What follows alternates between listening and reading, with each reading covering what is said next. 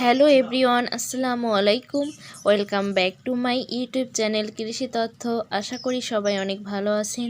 আজ আমি আপনাদের সামনে শেয়ার করব কিভাবে আমরা টবে বা বস্তায়, ছাদে বা ঘরের আঙ্গিনায়, ছোট কোনো পাত্রে কিভাবে মটরশুঁটি শাক আমরা লাগাতে পারি সে সম্পর্কে বিস্তারিত আলোচনা করব। তাহলে শুরু করা যাক। আমি প্রথমে এই মটরশুঁটি বীজগুলো 2 ঘন্টা ভিজিয়ে রেখেছিলাম।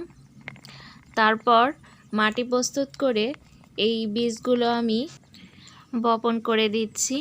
এভাবে আমরা ফাঁকা ফাঁকা করে বীজগুলো মাটিতে ভালো করে বসিয়ে দিব।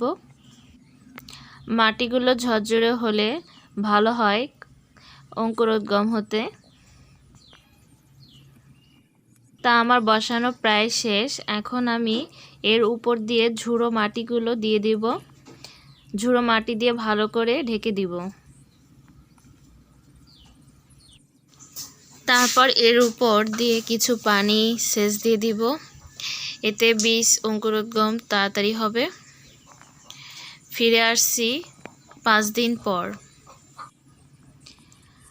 5 দিন পর আমার এই বীজ থেকে চারা সুন্দর করে বের হয়ে গেছে। এই যে দেখুন, 2 পাতা বের হয়ে গেছে। মটরশুঁটি গাছগুলো দ্রুত অঙ্কুরোদ্গম হয়। মটরশুঁটির শাকে খুবই পুষ্টিগুণ আছে এবং মটরশুঁটি শাক খেতে খুবই সুস্বাদু। আবারও ফিরে আসছি 12 দিন পর। 12 দিন পর আমার গাছের এই অবস্থা। দেখুন কত সুন্দর হয়েছে। আমি কিছু জৈব সার হিসেবে এর ভিতর গোবর সার দিয়েছি। গাছের সব চাহিদা মেটাবে এই সারগুলো। আর আমি মাঝে মাঝে সরিষার খোল ভিজিয়ে রেখে সেই পানি এখানে দিয়েছি। এতে শাকগুলো দ্রুত বৃদ্ধি পায়। ফিরে আসছি 20 দিন পর। 20 দিন পর এই যে আমার শাকগুলোর এমন অবস্থা। এখন এই শাকগুলো আমি তুলে খেতে পারি। এইভাবে সহজেই আমরা মটরশুঁটি শাক চাষ করতে পারি।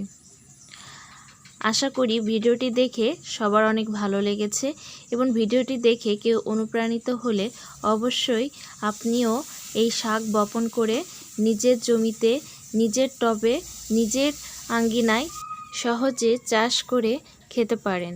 তা আজ এই পর্যন্ত। ভিডিওটি ভালো লাগলে অবশ্যই লাইক করবেন এবং সাবস্ক্রাইব করবেন। Thanks for watching. খোদা হাফেজ।